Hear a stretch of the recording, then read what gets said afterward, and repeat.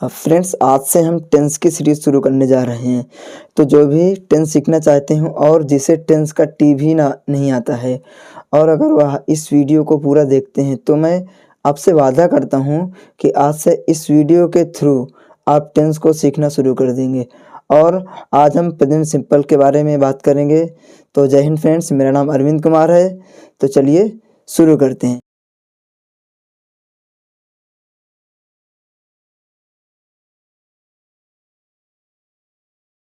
तो फ्रेंड्स, जैसा कि मैंने आपको बताया कि आज से हम टेंस सीखने वाले हैं। तो टेंस में आज हम सीखेंगे प्रेजेंट सिंपल टेंस। क्या सीखेंगे friends? Present simple tense. Present simple tense को आप कैटेगरी 1 भी बोल सकते हो फ्रेंड्स, और इसको आप स्टेट ऑफ बीइंग भी बोल सकते हो। अगर आपको नहीं पता है कि स्टेट ऑफ बीइंग क्या होता है, तो मैंने अपनी लास्ट वीडियो में सारे स्टेट के बारे में बात किया था कि स्टेट ऑफ बीइंग क्या होता है, स्टेट ऑफ पोजीशन क्या होता है। तो आप उस वीडियो को विजिट करके आप उस वीडियो को पूरा देख सकते हैं। तो फ्रेंड्स, मैं आपको बताना चाहूँगा कि ये जो हमारा प्रेजेंट सिंपल टेंस होता है ना, इसकी पहचान यानी कि इसको इंग्लिश में आइडेंटिफिकेशन बोलते हैं, पहचान को। तो इसकी पहचान होती है कि वाक्य के अंत में, यानी कि कोई भी सेंटेंस होगा उसके अंत में या तो है आएगा, या तो हूँ आएगा, या तो हो आएगा, या हूँ आएगा। तो ये 3 शब्द में से एक शब्द फ्रेंड्स आएगा। लेकिन आपको ध्यान देना है कि no action. No action means कि इसमें मेन वर्ब वाले कोई भी वर्ड नहीं आएंगे, अर्थात जो हमारी मुख्य क्रिया होती है वो नहीं आएगी। यानी कि ये जो हमारा सेंटेंस होगा प्रेजेंट सिंपल टेंस, ये हमारा बिना मेन वर्ब के होगा, अर्थात बिना मुख्य क्रिया वाले सेंटेंस होंगे। तो फ्रेंड्स, आपको बताना चाहूँगा कि जो सहायक क्रिया होती है हमारी प्रेजेंट सिंपल टेंस की, वो हमारी होती है इज, एम, आर। ठीक है फ्रेंड्स, आई होप कि आपको ये चीज़ें समझ में आई होंगी। और फ्रेंड्स, मैं आपको एक चीज़ और बताना चाहूँगा। टेंस सीखने से पहले एक बात जानना बहुत ज़्यादा ज़रूरी होता है। बात ये जानना ज़रूरी होता है कि हमें, यानी कि इज है हमारा और जो एम है और आर है, हमें ये पहले पता कर लेना है कि हमारा इज किसके साथ लगता है, हमारा एम किसके साथ लगता है, हमारा आर किसके साथ लगता है। तो चलो ये चीज़ हम सीख लेते हैं। तो जो हमारा ही माने वह, यानी कि ये लड़के के लिए होता है, लड़का यानी पुरुष के लिए होता है। सी माने वह, यानी कि लड़की यानी पुरुष के लिए। इट, ये तो रेयरली यूज़ होता है, आगे हम इसको देख लेंगे इसका यूज़ कहाँ पे होता है। और फ्रेंड्स, हमारा ये जो सिंगुलर सब्जेक्ट है, सिंगुलर सब्जेक्ट का मतलब एक वचन करता मीन्स कि एक लोग, अगर एक से ज़्यादा लोग हैं तो हमारा बहुवचन कहलाएगा। तो ये हमारा एक वचन करता, यानी कि अगर करता हमारा एक वचन है तो हम उसके साथ इज लगाएंगे, यानी कि ही, सी, इट। और अगर एक वचन करता है तो उसके साथ हम इसका प्रयोग करेंगे। और जो आई माने मैं होता है फ्रेंड्स, तो आई का प्रयोग हम आई के साथ एम का प्रयोग करेंगे। और देखते हैं हमारा आर किसके साथ यूज़ होगा। हमारा जो यू हो गया, यू माने तुम, वी माने हम, दे माने वे। और प्लूरल सब्जेक्ट मीन्स बहुवचन कर्ता, यानी कि अगर हमारा कर्ता एक से ज़्यादा है, यानी कि एक से ज़्यादा लोग हैं, तो हम उसके साथ में आर का प्रयोग करते हैं। तो आई होप कि आपको ये सारा चीज़ फ्रेंड्स समझ में आया होगा। तो चलिए आगे भी हम देखते हैं कि इसका एक्चुअल में हम कैसे सेंटेंस को बना सकते हैं। तो जो हमारा पहला सेंटेंस होता है फ्रेंड्स, हमारा पहला सेंटेंस है साधारण वाक्य, यानी कि आप इसको इंग्लिश में अजर्टिव सेंटेंस भी बोल सकते हैं या अजर्टिव सेंटेंस बोलते हैं। और अजर्टिव को हम सिंपल सेंटेंस भी बोलते हैं। तो आपको ये बात याद रखना कि जो हमारा अजर्टिव सेंटेंस होगा वही हमारा सिंपल सेंटेंस होगा। लेकिन अगर आपको नहीं पता है कि हमारा अजर्टिव सेंटेंस क्या होता है, अफर्मेटिव सेंटेंस क्या होता है, अजर्टिव को आप अफर्मेटिव भी बोल सकते हो, यानी कि इसको आप क्या बोल सकते हो फ्रेंड्स, अफर्मेटिव सेंटेंस भी बोल सकते हो। वैसे मैं आपको बता दूं, अजर्टिव में 2 आते हैं, एक हमारा निगेटिव आता है और एक हमारा अफर्मेटिव आता है। तो हम इसको अजर्टिव ना मान करके अफर्मेटिव मान लेते हैं, और इसको आप सिंपल सेंटेंस भी बोल सकते हो। लेकिन अगर आपको नहीं पता है कि सिंपल सेंटेंस क्या होता है या हमारा अफर्मेटिव सेंटेंस क्या होता है, तो मैंने अपनी पिछली वीडियो में इसके बारे में चर्चा करी है कि हमारे कौन कौन से सेंटेंस होते हैं, यानी कि अफर्मेटिव क्या होता है, निगेटिव क्या होता है, और इंट्रोगेटिव क्या होता है, निगेटिव इंट्रोगेटिव क्या होता है। तो आप उस वीडियो में जाके विजिट कर सकते हैं, उसके बारे में आप जान सकते हैं। तो जो हमारा साधारण वाक्य, यानी कि अफर्मेटिव सेंटेंस यानी अजर्टिव भी बोल सकते हो, सेंटेंस सिंपल भी होता है। तो इसका रूल होता है, हम पहले सब्जेक्ट लगाएंगे, सब्जेक्ट लगाने के बाद इज, एम, आर, यानी कि सब्जेक्ट के बाद किसका प्रयोग करेंगे, इज, एम, आर में से एक का प्रयोग करेंगे, यानी कि इज लगाएंगे या एम या आर, इसमें से एक का प्रयोग करेंगे। इसके बाद हम ऑब्जेक्ट का प्रयोग करेंगे। ऑब्जेक्ट का प्रयोग करने के बाद फ्रेंड्स हम अदर वर्ड मीन्स अगर इन तीनों चारों के बाद हमारा कोई भी अगर आता है वर्ड तो हम लास्ट में उसका यूज़ करेंगे। तो चलिए हम एग्जाम्पल के थ्रू समझ लेते हैं। ये हमारा होगा एग्जाम्पल के थ्रू समझ लेते हैं कि सेंटेंस कैसे बनेगा।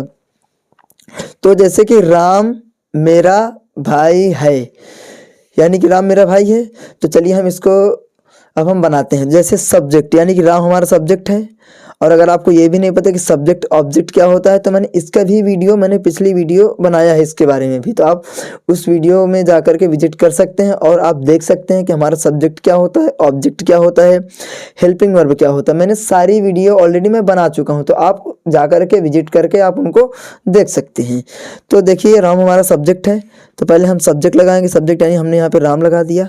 अब हम लगाएंगे इज एम आर में से एक लगाएंगे। तो मैं आपको बताना चाहूँगा कि राम हमारा यानी एक व्यक्ति है, यानी कि हमारा एक वचन, यानी कि एक वचन करता, तो एक वचन करता के साथ हम इसका प्रयोग करेंगे। तो हमने यहाँ पे राम के बाद इज एम आर में से हमने एक लगाना है, तो हमने इसका प्रयोग कर लिया। क्यों? क्योंकि राम हमारा एक वचन करता और एक वचन करता के साथ हमें इसका प्रयोग करना है। इसके बाद में ऑब्जेक्ट लगा दिया, ऑब्जेक्ट यानी कि मेरा भाई, तो मेरा की मीनिंग माई होती है, एम वाई, माई माने मेरा, और भाई की होती है ब्रदर, तो हमने माई ब्रदर लगा दिया। तो राम इज माई ब्रदर, यानी कि राम मेरा भाई है। चलिए अब हम दूसरा एग्जांपल देखते हैं। दूसरा जैसे कि तुम उनके दोस्त हो, तो तुम पहले सब्जेक्ट लगाएंगे, सब्जेक्ट यानी तुम, तो तुम की मीनिंग होती है you, Y O U, you माने तुम। अब आप यहाँ फ्रेंड्स देख सकते हैं कि यू, ये हमारा यू है, यू के साथ हमें क्या यूज़ करना है, हेल्पिंग वर्ब आर, तो यू के साथ हमने आर यूज़ कर दिया यहाँ पे हेल्पिंग वर्ब। तो अब हमारा क्या बचा, अब हमारा बचा ऑब्जेक्ट, यानी कि हमने सब्जेक्ट लगा दिया, सब्जेक्ट लगाने के बाद हमने इज एम आर में से एक लगा दिया। अब हम लगाएंगे ऑब्जेक्ट, ऑब्जेक्ट यानी कि उनके दोस्त या उनका दोस्त बोल सकते हो। तो उनके की मीनिंग होती है देयर, क्या होती है देयर, देयर माने उनका या उनके या उनकी, THEIR, देयर, देयर माने उनका, और दोस्त यानी फ्रेंड। आप चाहो तो यहाँ फ्रेंड लगा सकते हो, फ्रेंड्स भी लगा सकते हो, क्योंकि एक भी हो सकता है उनके दोस्त और बहुत सारे भी हो सकते हैं, तो यहाँ पे हमने फ्रेंड्स लगा दिया है। तो तुम उनके दोस्त हो means you are their friends. तो आई होप कि आपको ये बात समझ में आई होगी फ्रेंड्स। अब चलिए अब हम देखते हैं हमारा जो अगला सेंटेंस है। अगला सेंटेंस है हमारा, उसका भाई एक चोर है। तो उसका भाई यानी कि हिज ब्रदर, हिज ब्रदर मतलब ये एक व्यक्ति है, एक व्यक्ति है तो यानी कि एक वचन हो गया। अब हिज ब्रदर के बाद हमें यूज़ करना है इज एम आर में से एक यूज़ करना है। तो हिज ब्रदर चूंकि ये एक वचन है, और हमने अभी ऊपर आपको बताया है कि जब भी एक वचन होता है तो हम इज का प्रयोग करते हैं। तो हमने पहले सब्जेक्ट लगा दिया, सब्जेक्ट यहाँ पे हमारा पूरा उसका भाई हमारा सब्जेक्ट है। और मैं आपको बता दूं कि जो हिज होते हैं, हर होते हैं, माई हो गया, देयर हो गया, ये सब अकेले कभी भी नहीं आते हैं। चलो इसकी मैं चर्चा कभी अगले वीडियो में कर दूंगा, मैं आपको बता दूंगा कि ये कैसे होता है। अभी फिलहाल हम समझते हैं। हिज ब्रदर यानी कि उसका भाई एक चोर है, तो हिज ब्रदर अकेला है यानी कि एक भाई है, तो उसकी जगह हम इज लगाएंगे। क्या लगाएंगे फ्रेंड्स? इज। तो अब हमारा इज भी कंप्लीट हो गया। अब हम लगाएंगे ऑब्जेक्ट यानी कि एक चोर। वैसे ये हमारा आर्टिकल होता है, लेकिन यहाँ पे हम इसको ऑब्जेक्ट मान लेते हैं। तो एक की मीनिंग अ होती है, एन भी होती है, वो हम कभी देख लेंगे एन कहाँ पे लगता है। और थीफ, थीफ माने होता है चोर। तो his brother is a thief यानी कि उसका भाई एक चोर है। देख लेते हैं, सब्जेक्ट हो गया, ये हमारा सब्जेक्ट हो गया, ये इज एम आर में से हमने इज लगा दिया, ये हमने ऑब्जेक्ट लगा दिया। तो आई होप कि फ्रेंड्स आपको ये समझ में आया होगा। अब फ्रेंड्स हमारा अफर्मेटिव कंप्लीट हो गया। अब हम देखेंगे निगेटिव सेंटेंस। निगेटिव सेंटेंस को हिंदी में बोलते हैं नकारात्मक वाक्य। क्या बोलते हैं फ्रेंड्स? नकारात्मक वाक्य। और इसका जो रूल होता है, रूल यानी कि आप इसको रूल को स्ट्रक्चर भी बोल सकते हो। तो रूल हमारा क्या होता है, पहले हम सब्जेक्ट लगाएंगे, सब्जेक्ट के बाद helping verb is am are में से एक लगाएंगे। और आपको ये बात ध्यान देना है कि जब भी हमारा सेंटेंस केवल निगेटिव होता है तो वहाँ पे हम हमेशा जो हमारा हेल्पिंग वर्ब होता है ना, हेल्पिंग वर्ब अकॉर्डिंग टू हम टेंस लगाते हैं, तो उसके बाद में हम नॉट का प्रयोग करते हैं। यानी कि हम निगेटिव सेंटेंस में नॉट का यूज हेल्पिंग वर्ब के बात करते हैं। तो इस टेंस की हमारी helping verb is am are है, तो हम इज एम आर के बाद नॉट का प्रयोग करेंगे। और हमारा ऑब्जेक्ट लगाएंगे, उसके बाद ऑब्जेक्ट के बाद हम अदर वर्ड लगाएंगे। अदर वर्ड कुछ भी हो सकता है। तो चलिए एग्जाम्पल के थ्रू समझते हैं। ये हमारा एग्जाम्पल हो गया। जैसे कि हमारे माता पिता मूर्ख नहीं हैं। तो पहली बात तो हमारे माता पिता पूरे ही हमारा सब्जेक्ट है। क्या है फ्रेंड्स? यहाँ से यहाँ तक हमारा ये हमारा पूरा सब्जेक्ट है, ये हमारे माता पिता हमारा क्या हो गया सब्जेक्ट। तो पहले सब्जेक्ट लगाएंगे तो हमारे माता पिता यानी कि अवर पेरेंट्स हो गया हमारे माता पिता। अब हमेशा याद रखना माता पिता के साथ हमेशा आर लगता है, क्या लगता है फ्रेंड्स, तो अवर पेरेंट्स। अब इज एम आर में से एक लगाएंगे तो हमने क्या लगा दिया, इसकी जगह पे आर लगा दिया। अब ये हमारा कंप्लीट हो गया, कंप्लीट होने के बाद अब है नॉट का, यानी कि हमने नॉट लगा दिया। अब ऑब्जेक्ट लगाएंगे मूर्ख, तो यहाँ पे हमने लगा दिया फुलिश। फुलिश माने क्या होता है, मूर्ख। और अभी हम दूसरे एग्जाम्पल के थ्रू समझेंगे फ्रेंड्स, ठीक है। तो हमारा दूसरा एग्जाम्पल है कि मैं बीमार नहीं हूँ। अब देखिए जैसे कि मैंने आपको बताया कि पहले हम सब्जेक्ट लगाएंगे तो सब्जेक्ट क्या है, मैं की आई होती है, और आई के साथ हम हमेशा एम का प्रयोग करते हैं। सब्जेक्ट के बाद हम हेल्पिंग वर्ब लगाएंगे, हेल्पिंग वर्ब यानी कि हमारा इज एम, और आर में से कोई एक यूज करेंगे, क्या यूज करेंगे, एक। तो हमने आई के साथ एम लगता है तो हमने एम लगा दिया। अब हमेशा जब निगेटिव होता है तो हेल्पिंग वर्ब के बाद क्या लगता है, नॉट, तो हमने नॉट लगा दिया। तो मैं बीमार नहीं हूँ तो मैं के सब्जेक्ट हो गया, इसके बाद हेल्पिंग वर्ब एम लगा दिया। अब नहीं की मीनिंग हमने नॉट लगा दिया। अब लगाएंगे बीमार की मीनिंग। बीमार की मीनिंग आप चाहो तो सिक लिख सकते हो, आप चाहो तो इल भी लिख सकते हो, यानी कि दोनों मीनिंग हमारी सही हैं। आई होप कि फ्रेंड्स आपको समझ में आया होगा। चलिए अब हम तीसरा एग्जाम्पल देखते हैं। तीसरा एग्जाम्पल है ये किताबें नहीं हैं। तो ये की मीनिंग होती है दिस, क्या होती है फ्रेंड्स, दिस। और यानी कि अगर केवल एक वचन होगा तो दिस लगाएंगे, क्योंकि ये बहुत सारी किताबें यानी कि बहुवचन है तो हम यहाँ पे दिस का प्रयोग करेंगे। और अभी हमने ऊपर आपको बताया है कि जब भी हम दिस लगाते हैं तो ये हमारा बहुवचन होता है। बहुवचन के साथ हम क्या लगाते हैं, आर का प्रयोग करते हैं। तो यानी बहुवचन के साथ हम क्या प्रयोग करेंगे, आर। और ये हमारा हो गया हेल्पिंग वर्ब। और हेल्पिंग वर्ब के बाद हमेशा हम क्या लगाते हैं, नॉट, क्योंकि हमारा निगेटिव सेंटेंस है तो हमने नॉट का प्रयोग कर लिया। अब हमारा बचा ऑब्जेक्ट यानी कि किताबें। किताबें मतलब बहुत सारी हैं, एक किताब होती तो हम बुक लगाते, जो कि बहुत सारी किताबें थी इसलिए हमने इसमें यस लगा दिया यानी कि बुक्स लगा दिया। आई होप कि आपको समझ में आया होगा फ्रेंड्स। अब अगला नंबर है हमारा इंट्रोगेटिव सेंटेंस का। क्या है फ्रेंड्स, इंट्रोगेटिव सेंटेंस, यानी कि इसको प्रश्नवाचक वाक्य भी बोल सकते हैं हम, या हम बोलते हैं। तो चलिए देख लेते हैं। और मैं आपको फ्रेंड्स ये बताना चाहूँगा कि ये जो हमारा प्रश्नवाचक वाक्य होता है इसमें हमारे टू टाइप होते हैं। कितने टाइप होते हैं फ्रेंड्स, हमारे इसमें टू टाइप होते हैं। चलिए हम एक एक करके देख लेते हैं। टू टाइप क्या क्या होते हैं वो अभी हम समझ लेंगे। पहले तो हम इसको ए नंबर मान लेते हैं, यानी कि जो हमारा पहला टाइप है उसको हम ए नंबर मान लेते हैं।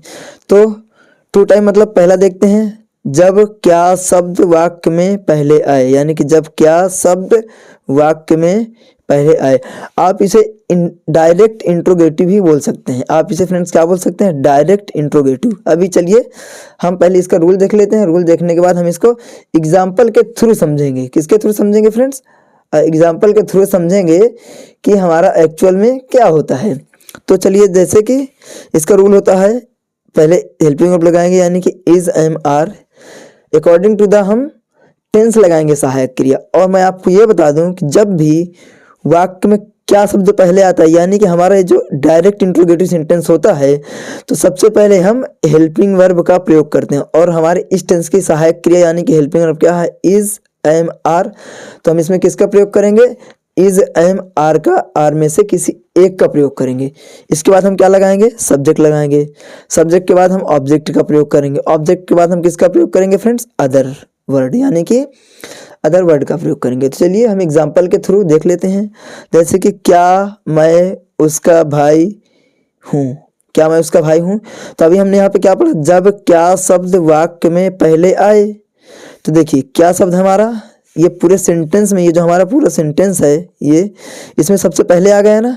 जब सबसे पहले आएगा सबसे पहले हम हेल्पिंग वर्ब लगाएंगे, यानी कि इज एम आर में से एक लगाएंगे। तो यहाँ पे मैं है सब्जेक्ट हमारा, और मैं के साथ मैंने बताया है कि हमेशा एम लगता है। एक वचन ही सी के साथ इज लगता है, और यू दे वी और बहुवचन के साथ आर लगता है। तो यहाँ पे मैं है, मैं की मीनिंग आई होती है, तो आई के साथ हम क्या लगाएंगे, एम। तो सबसे पहले हम इज एम आर में से हमने एम का प्रयोग यहाँ पे कर लिया। अब हमारा आएगा सब्जेक्ट का नंबर। सब्जेक्ट हमारा मैं है तो यानी कि आई, तो हमने आई लगा दिया। अब हमारा आएगा ऑब्जेक्ट। ऑब्जेक्ट आएगा यानी कि उसका भाई यानी कि हिज ब्रदर। तो उसका की मीनिंग हिज होती है। और अगर आपको मीनिंग नहीं याद है फ्रेंड्स तो मैं आपको बता दूं कि आपको मीनिंग याद करना पड़ेगा। और अगर आपकी मीनिंग नहीं लिखी है तो मैं कोई ऐसी वीडियो लेके आऊँगी जिसमें हम बहुत सारी सिर्फ मीनिंग के बारे में डिस्कस करेंगे। तो मैं वीडियो लेके आऊँगा, अभी कभी भी आ सकता हूँ, 1 दिन में, 2 दिन में, 3 दिन में। तो हम सारी मीनिंग की चर्चा कर लेंगे, उसके बारे में डिस्कस कर लेंगे कि किसकी मीनिंग क्या होती है। तो अभी के लिए हम समझते हैं हिज ब्रदर यानी कि उसका भाई। तो क्या मैं उसका भाई नहीं हूँ? तो हमने पहले इज एम आर में एम लगाया, फिर सब्जेक्ट आई लगाया, ऑब्जेक्ट लगा दिया, उसका भाई यानी कि हिज ब्रदर। तो एम आई हिज ब्रदर, ये हमारा कंप्लीट हो गया फ्रेंड्स। चलिए अब हम दूसरा एग्जांपल देखते हैं। दूसरा यानी कि क्या है, क्या तुम उसके दुश्मन हो? क्या तुम उसके दुश्मन हो? अब देखो हमने क्या बताया कि सबसे पहले जब भी क्या शब्द यानी कि हमारा क्या शब्द पहले आएगा वाक्य में, यानी कि पूरे वाक्य में, ये जो हमारा पूरा वाक्य है इसमें जब भी क्या शब्द पहले आएगा तो हम सबसे पहले सहायक क्रिया लगाते हैं। और इस टेंस की सहायक क्रिया क्या है, इज एम आर। तो हम पहले इज एम आर में से किसी एक को लगाएंगे, यानी कि किसी एक का प्रयोग करेंगे। तो तुम यानी कि यू के साथ हमेशा हम आर का प्रयोग करते हैं। तो हम सबसे पहले हमने क्या लगाया, आर। अब ये हमारा कंप्लीट हो गया, ये हमारा इतना हो गया कंप्लीट। अब सब्जेक्ट लगाएंगे, सब्जेक्ट है तुम यानी कि यू लगा दिया, तो हमने यू का प्रयोग कर लिया। अब इसके बाद ऑब्जेक्ट यानी कि कारक। हमने ऑब्जेक्ट की बात करी है दूसरे उसमें वीडियो में, तो आप जाकर के देख सकते हैं। उसके दुश्मन, उसके की मीनिंग हिज, और दुश्मन यानी कि एनिमी। तो क्या तुम उसके दुश्मन हो? तो आर यू हिज एनिमी। ये हमारा हो गया कंप्लीट। आई होप फ्रेंड्स कि आपको बेहतर तरीके से समझ में आया होगा। और अगर समझ में नहीं आया तो आप कमेंट में बता सकते हैं, तो मैं आगे से और बेहतरीन तरीका लेके आऊँगा आपको समझाने के लिए। चलिए तीसरा हम देख लेते हैं। तीसरा जो हमारा एग्जाम्पल है, क्या चयन एक डॉक्टर है? यानी कि क्या चयन एक डॉक्टर है? तो अभी हमने बताया कि जब भी क्या पहले आएगा तो सबसे सहायक क्रिया लगाएंगे, यानी कि इज एम आर में से एक लगेगा। तो चयन यानी कि नाम है, एक लड़के का नाम है चयन। तो चयन हमारा क्या है, एक वचन है, एक वचन यानी सिंगुलर। तो उसके साथ में हम इज का प्रयोग करते हैं। तो हमने इज एम आर में से हमने इज लगा दिया। अब ये हमारा कंप्लीट हो गया पूरा। अब कंप्लीट होने के बाद हम सब्जेक्ट लगाएंगे, सब्जेक्ट है चयन। चयन हमने चयन नाम लिख देना है, क्यों? क्योंकि चयन एक नाम है, इसकी कोई मीनिंग नहीं होती है। अब हम ऑब्जेक्ट लगाएंगे, ऑब्जेक्ट यानी कि एक डॉक्टर। तो एक की मीनिंग आ हो गई फ्रेंड्स, और डॉक्टर की मीनिंग डॉक्टर हो गई। तो आई होप कि फ्रेंड्स आपको समझ में आया होगा। चलिए हमने इसका ए नंबर कंप्लीट कर लिया है। अब हम फ्रेंड्स इसका बी नंबर देखते हैं। तो चलिए देखते हैं इसका बी नंबर क्या होता है। चलिए देख लेते हैं। हाँ फ्रेंड्स, आप यहाँ पे ध्यान दीजिएगा थोड़ा सा। बी नंबर यानी कि जब प्रश्नवाचक शब्द बीच में आए, और इसको हम इनडायरेक्ट इंट्रोगेटिव भी बोलते हैं।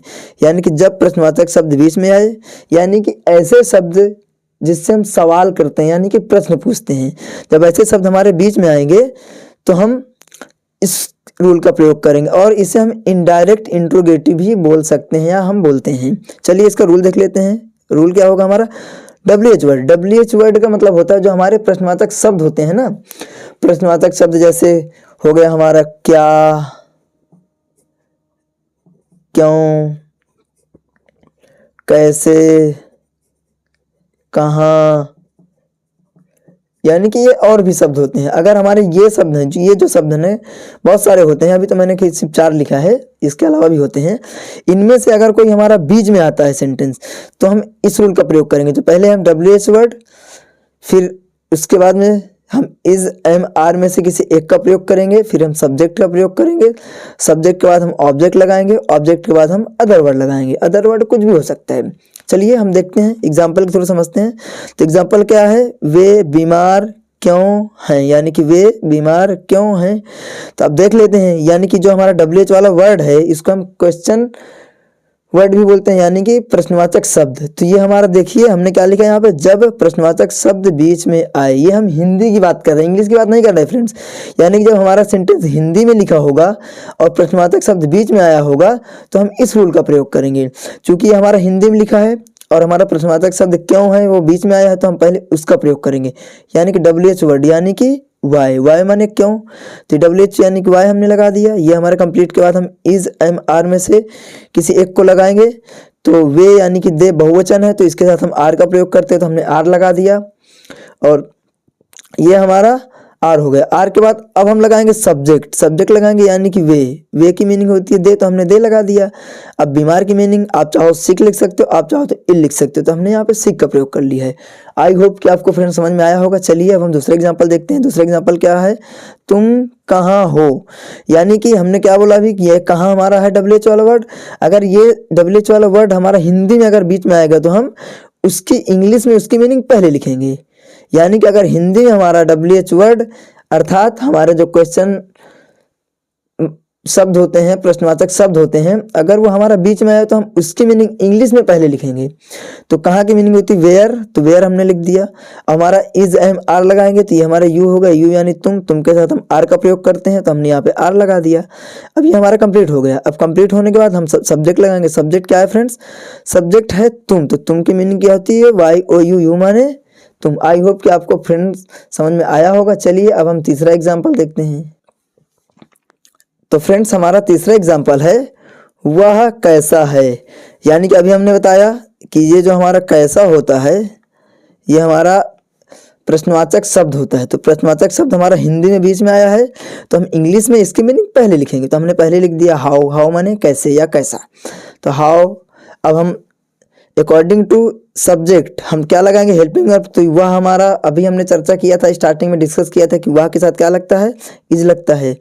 तो हम क्या करेंगे फ्रेंड्स, अब हम इसके साथ इज लगा देंगे, इज लगा दिया। अब हमारा सब्जेक्ट लगेगा, सब्जेक्ट यानी वह यानी कि ही, तो वह कैसा है, how is he. I hope कि फ्रेंड्स आपको समझ में आया होगा। चलिए अब हम अपना चौथा नंबर देख लेते हैं। और फ्रेंड्स चौथा नंबर हमारा होता है निगेटिव एंड इंट्रोगेटिव सेंटेंस, यानी कि हिंदी में इसको नकारात्मक एवं प्रश्नवाचक वाक्य भी बोलते हैं। निगेटिव एंड इंट्रोगेटिव सेंटेंस यानी कि नकारात्मक एवं प्रश्नवाचक वाक्य। और फ्रेंड्स मैं आपको इंफॉर्मेशन के लिए बता दूं कि इसमें भी हमारे दो टाइप के होते हैं, यानी कि पहला टाइप जो अभी हमने ऊपर पढ़ा है कि जब क्या शब्द वाक्य में पहले आए, तो इसमें भी हम वही चीज करेंगे। लेकिन आपको ध्यान ये देना है कि फ्रेंड जब भी हमारा सेंटेंस निगेटिव एंड इंट्रोगेटिव होगा तो हमारा रूल बिल्कुल सेम रहता है, यानी कि जो रूल हमने इंट्रोगेटिव में लगाया है रूल वही सेम रहेगा। बस हमें चेंज एक चीज करना है कि जैसे हम उसमें इज एम आर लगाते हैं प्लस सब्जेक्ट लगाते हैं, उसके बाद क्या ऑब्जेक्ट लगाते हैं प्लस अदर। और निगेटिव एंड इंट्रोगेटिव हमें क्या करना है, पहले हमें सब्जेक्ट लगाना है, पहले हमें हेल्पिंग वर्ब लगाना है यानी कि इज एम आर, इसके बाद हमें सब्जेक्ट का प्रयोग करना है। और जब भी सेंटेंस निगेटिव एंड इंट्रोगेटिव होगा तो हमेशा सब्जेक्ट के बाद हमें नॉट ऐड करना है। ये बात आपको ध्यान रखना है फ्रेंड्स कि जब भी सेंटेंस हमारा निगेटिव एंड इंट्रोगेटिव होगा हम हमेशा सब्जेक्ट के बाद नॉट का प्रयोग करेंगे, वो टेंस कोई सा भी हो। ये बात आपको याद रखना ही है, ये बात आप माइंड में एकदम से बिठा लीजिए कि जब भी निगेटिव एंड इंट्रोगेटिव सेंटेंस होगा हम सब्जेक्ट के बाद नॉट का प्रयोग करेंगे। तो चलिए हम देखते हैं जब क्या शब्द वाक्य में पहले आए। आप इसको डायरेक्ट इंट्रोगेटिव भी बोल सकते हो, डायरेक्ट निगेटिव एंड इंट्रोगेटिव। तो चलिए देखते हैं, पहले इज एम आर में से एक लगाएंगे, फिर सब्जेक्ट का प्रयोग करेंगे, सब्जेक्ट के बाद हम नॉट का प्रयोग करेंगे, नॉट के बाद क्या लगाएंगे, ऑब्जेक्ट लगाएंगे, ऑब्जेक्ट के बाद हम अदर का प्रयोग करेंगे। चलिए हम एग्जाम्पल के थ्रू समझते हैं, जैसे क्या वह एक डॉक्टर नहीं है। और फ्रेंड्स एक बात याद रखना है कि जो हमारा निगेटिव होता है, निगेटिव मतलब नहीं और इंट्रोगेटिव मतलब प्रश्नवाचक वाक्य, तो हमारे इसमें निगेटिव और इंट्रोगेटिव दोनों है, तो निगेटिव ये हो गया और प्रश्नवाचक हमारा ये हो गया। तो ये बात आपको ध्यान रखना है। देखते हैं क्या वह एक डॉक्टर नहीं है, तो अकॉर्डिंग टू रूल हम पहले इज एम आर में से एक लगाएंगे, यानी कि पहले हम सहायक क्रिया लगाएंगे। और मैंने आपको बताया है अभी कि जब भी क्या शब्द वाक्य में पहले आएगा हम सबसे पहले सहायक क्रिया का प्रयोग करेंगे। तो वह यानी कि ही के साथ हम इसका प्रयोग करते हो तो हमने इस लगा दिया। अब हमारा ये हो गया कंप्लीट यहाँ तक। अब सब्जेक्ट लगाएंगे, सब्जेक्ट यानी कि वह यानी कि ही लगा दिया। और अभी मैंने आपको बताया कि जब भी सेंटेंस निगेटिव एंड इंट्रोगेटिव होगा तो हम हमेशा सब्जेक्ट के बाद नॉट का प्रयोग करेंगे, तो हमने यहाँ पे नॉट लगा दिया। अब हम क्या लगाएंगे, ऑब्जेक्ट, ऑब्जेक्ट यानी कि एक डॉक्टर, तो हमने एक का आ लगा दिया, डॉक्टर का डॉक्टर लगा दिया। आई होप फ्रेंड्स कि आपको समझ में आया होगा। अगर समझ में नहीं आया तो आप कमेंट में बता सकते हैं। चलिए दूसरा एग्जांपल देखते हैं। दूसरा एग्जांपल है क्या रमेश तुम्हारा दोस्त नहीं है। तो देखते हैं, चूंकि रमेश हमारा एक वचन है तो सबसे पहले इज एम आर में से एक लगाएंगे, तो रमेश एक वचन है, एक वचन के साथ इज लगता है तो हमने यहाँ पे इज का प्रयोग कर लिया, तो इज हो गया। अब सब्जेक्ट लगाएंगे यानी कि रमेश, तो हमने रमेश का प्रयोग कर लिया। और अभी मैंने आपको बताया कि जब भी निगेटिव एंड इंट्रोगेटिव सेंटेंस होगा तो हम हमेशा सब्जेक्ट यानी सब्जेक्ट के बाद नॉट का प्रयोग करेंगे। तो रमेश हमारा सब्जेक्ट है तो इसके बाद हमने नॉट का प्रयोग कर लिया, और नॉट के बाद अब हम वही अपना ऑब्जेक्ट लगाएंगे यानी कि ऑब्जेक्ट लगाएंगे। ऑब्जेक्ट है तुम्हारा दोस्त, तो तुम्हारा दोस्त यानी कि तुम्हारा की मीनिंग होती है YOUR, योर माने तुम्हारा, और फ्रेंड यानी कि क्या रमेश तुम्हारा दोस्त नहीं है, तो is Ramesh not your friend. I hope friends आपको समझ में आया। चलिए अब फ्रेंड्स हम इसका दूसरा टाइप देख लेते हैं। दूसरा टाइप हमारा हो गया जब प्रश्नवाचक शब्द बीच में आए, यानी कि जब प्रश्नवाचक शब्द बीच में आए तो हम देख लेते हैं। तो हमारा WH वर्ड अभी मैंने आपको बताया है कि जो हमारा क्या, क्यों, कैसे, कब, कहाँ, कौन ऐसे शब्द होते हैं जिससे हम सवाल करते हैं, ऐसे हमारे जो शब्द होते हैं। जब भी हिंदी में जब भी वो शब्द बीच में आएगा तो हम इस रूल का प्रयोग करेंगे। और चूंकि ये हमारा निगेटिव और इंट्रोगेटिव है तो चलिए देखते हैं रूल। पहले WH वर्ड लगाएंगे, फिर इज, एम, आर में से किसी एक का प्रयोग करेंगे, इसके बाद सब्जेक्ट लगाएंगे। और अभी मैंने बताया कि जब भी हमारा सेंटेंस निगेटिव एंड इंट्रोगेटिव होगा तो हम सब्जेक्ट के बाद हमेशा नॉट का प्रयोग करेंगे, तो नॉट लगाना है। इसके बाद हमें ऑब्जेक्ट का प्रयोग करना है, ऑब्जेक्ट के बाद हम अदर लगाएंगे। तो चलिए फ्रेंड्स हम एग्जाम्पल के थ्रू समझ लेते हैं कि हमारा क्या होता है। तो देखते हैं। कुमार उसका दोस्त क्यों नहीं है, यानी कि अभी हमने बोला है कि जैसे क्यों यानी कि हमारा प्रश्नवाचक शब्द है, प्रश्नवाचक शब्द हिंदी में बीच में आया तो हम इसका इंग्लिश में इसका हम पहले लिखेंगे। तो चलिए देखते हैं। तो पहले WH वर्ड लगाएंगे, ये हमारा ये है तो हमने इसकी मीनिंग लिख दिया WH वर्ड यानी कि वाई माने क्यों। अब हमें इज, एम, आर में से किसी एक को लगाना है, चूंकि कुमार एक वचन है तो एक वचन के साथ हमने इज लगा दिया। इसके बाद अब हमारे ये कंप्लीट हो गया इतना। अब इसके बाद हम सब्जेक्ट लगाएंगे, सब्जेक्ट हमारा कुमार है तो कुमार तो हमने कुमार लगा दिया यहाँ पे। चलिए अब अभी हमने बताया कि निगेटिव और इंट्रोगेटिव में हम हमेशा सब्जेक्ट के बाद नॉट का प्रयोग करते थे, हमने नॉट लगा दिया। अब हम लगाएंगे ऑब्जेक्ट, नॉट के बाद क्या लगाएंगे फ्रेंड्स, ऑब्जेक्ट है उसका दोस्त यानी कि हिज फ्रेंड। तो कुमार उसका दोस्त क्यों नहीं है, why is Kumar not his friend. चलिए अब हम दूसरा एग्जाम्पल देखते हैं फ्रेंड्स। तुम बाजार में क्यों नहीं हो, तो हमारा जो रूल है वही पहले WH लगाएंगे यानी कि वाई, तो हमने वाई लगा दिया। वाई के बाद इज, एम, आर में से एक लगाएंगे तो हमने आर लगा दिया। आर क्यों लगाया, क्योंकि YOU माने तुम होता हो, तुम के साथ हम हमेशा आर का प्रयोग करते हैं तो हमने आर लगा दिया। इसके बाद हमने सब्जेक्ट लगाना है, सब्जेक्ट तुम यानी कि यू लगा दिया। और सब्जेक्ट के बाद निगेटिव इंट्रोगेटिव में हमेशा नॉट लगता है सब्जेक्ट के बाद, तो हमने यहाँ पे नॉट का प्रयोग कर दिया। और अब हमारा ऑब्जेक्ट तो इसमें नहीं बोल सकते कि है, तो हम इसको अदर वर्ड मान लेते हैं, ठीक है ना। तो ये हमारा अदर वर्ड हो गया। तो अदर वर्ड क्या हो गया, बाजार में, तो इन द मार्केट। तो तुम बाजार में क्यों नहीं हो, तो why are you not in the market. तो आई होप फ्रेंड्स आपको समझ में आया होगा, नहीं आया तो आप कमेंट में बता सकते हैं। और तीसरा एग्जांपल क्या है, वे कहाँ नहीं है। तो सबसे पहले अभी मैंने आपको बताया था कि वेयर जो हमारा होता है ये प्रश्नवाचक शब्द होता है। जब हिंदी में प्रश्नवाचक शब्द बीच में आता है तो इंग्लिश में हम उसकी मीनिंग पहले लिखते हैं, तो हमने इसकी मीनिंग लिख दिया वेयर लिख दिया। फिर वे यानी कि दे, और दे के साथ हमेशा आर का प्रयोग करते हैं यानी कि WH लग गया, WH के बाद इज, एम, आर लगाना तो हमने यहाँ पे आर लगा दिया। अब सब्जेक्ट लगाएंगे, सब्जेक्ट यानी कि दे लगा दिया। अब क्या लगाएंगे, नॉट, क्योंकि इंट्रोगेटिव और निगेटिव में हम सब्जेक्ट के बाद नॉट लगाते तो हमने यहाँ नॉट लगा दिया। और हमारे इसमें ऑब्जेक्ट और अदर वर्ड नहीं है तो हम इसको नहीं लगाएंगे। तो ये हमारा क्या हो गया, वे कहाँ नहीं है, तो वेयर आर दे नॉट।